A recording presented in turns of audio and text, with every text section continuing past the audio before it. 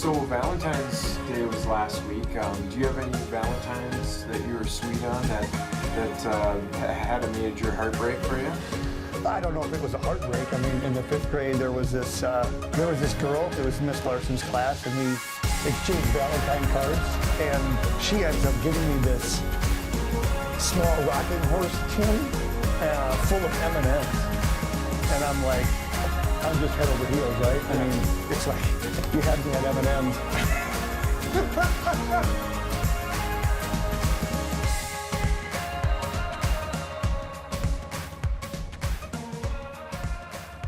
Welcome to the latest episode of HOSA Moment. Baldy, a lot of stuff to talk about today. How are we going to fit this in? We're just moving and shaking, Red. I mean, we are absolutely moving and shaking. South Dakota HOSA has nearly 800 signed up for our HOSA conference coming up in March. Online testing opened up last week, and so we are off and running, which isn't great because I am in terrible shape. No, you aren't. Well, Avera is super excited to be a part of it. So how engaged is Avera in this year's state conference? Yeah, well, it's quite the list to go through here, what we're going to be doing this year. This year we're going to have a physical therapist judging physical therapy, of course. And then we're doing a breakout session on Avera Now app and kind of running students through what that would look like from the user perspective. And we're doing a breakout session on Avera leadership characteristics in the Disney way. And then we also have an OBGYN. She came last year, wonderful, doing a birthing simulation, and the room was packed last year, so I'm assuming it's going to be packed this year. And we have also a number of tours in the facilities, including our new hospital. Fantastic. So we're just super appreciative of all the Avera partnerships. Next week, we'll certainly talk about the scholarships that Avera provides the HOSA students, so we're excited about that. So how is the conference planning going? Well, it's the busiest time of year. We've got 37 breakout sessions. They're nearly all locked in. T-shirts have been ordered. 11 tours have been lined up, and just a great keynote. So what is a keynote? Sharp. Be sharp. Never be flat. Oh, I see what you did there. Now, can we get a kind of synopsis of the 2 days? Sure. So on-site registration begins at 8:15 in the morning on Thursday, March 26th. We have an opening session that begins at 9 o'clock in the morning. We possibly have Governor Kristi Noem that'll be there for just the opening. She's tentatively got it on her schedule, but we know how busy she is. All the events and the tours and the breakouts and things, they run from 10 o'clock in the morning to 5 o'clock at night. There's a banquet and a keynote that starts at 5:30. And we plan on finishing up about 7:15 or so. That is one super doozy of a day, baby. Yeah, and that's just day one. Holy cow. So what does day 2 look like? So on Friday, March 27, the events, the tours and breakouts begin at 8 o'clock in the morning, and they're done at 11:30. And so from 11:30 till 2:30, the attendees have a chance to grab lunch, walk through about 30 different booths during a college and career fair. And then at 11:45, there's an actual senior alumni social at Great Shots Golf. And awards will start about 3 o'clock or so. So we should be finished up about 4 o'clock.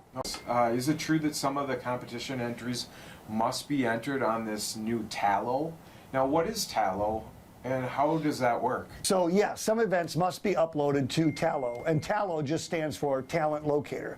And students go in, they create a profile, and then they're able to upload their portfolios or their videos for certain events.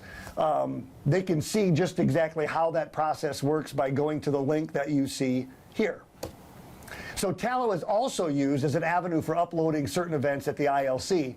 And so if students are going to go to the ILC, they're going to have to upload these anyway, and so we just kind of give them an idea of how this process works. TALLO overall as a site is basically a place where a student can actually build like a 21st century resume. So if any advisors or students have questions, they can certainly reach out to me by calling or sending me an email. So that sound means it's time for the fun fact of the day. Let's hear it. Okay, now being a redhead and a ginger, you won't believe this, our counterpart here, Baldy, used to be one, so he has these genes going through him. Did you know that redheads need 20% more anesthesia than their dark-headed counterparts? Why would that be? Well, it's this weird thing. We're kind of freaks of nature, but we have a MC1R gene that belongs to the same family of genes that play a role in pain.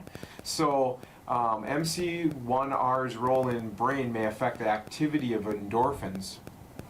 This is interesting. I know. Are you serious? Yes, this is a true, look it up, One of the body's natural painkillers. Now, new research of the Journal of American Dental Association reveals that as a result of this, redheads are twice as likely to avoid going to the dentist as people with other hair colors if they're not giving enough Novocaine. So they're in more pain. So maybe you should step away from me because I have not been to the dentist in the last 6 months.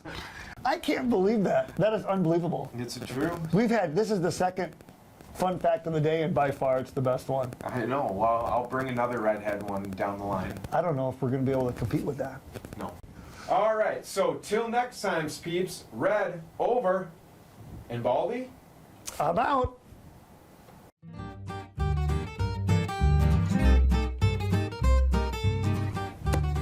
All right. There we go.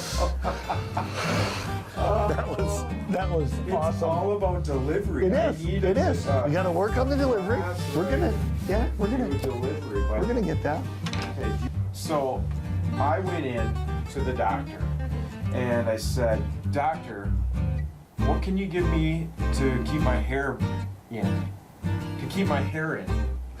I got it. Okay. Yeah. What can you? My hair keeps falling out. Did okay. you say that? Yeah, my hair keeps falling out. What can you give me to keep my hair in? And guess what the doctor said? What? Shoebox. Yes. You should see my shoebox. So that 5th grade crush. Well, I mean, winners win, I guess, and losers don't. So she's a doctor of anesthesia now, married to a pharmacist. So there's that. Yeah. Brock, don't fool yourself, man. She's the one missing out on. Absolutely, she's missing out. I'm happily married, love my wife. My wife is awesome. Do you think it's an issue if I still have that tin?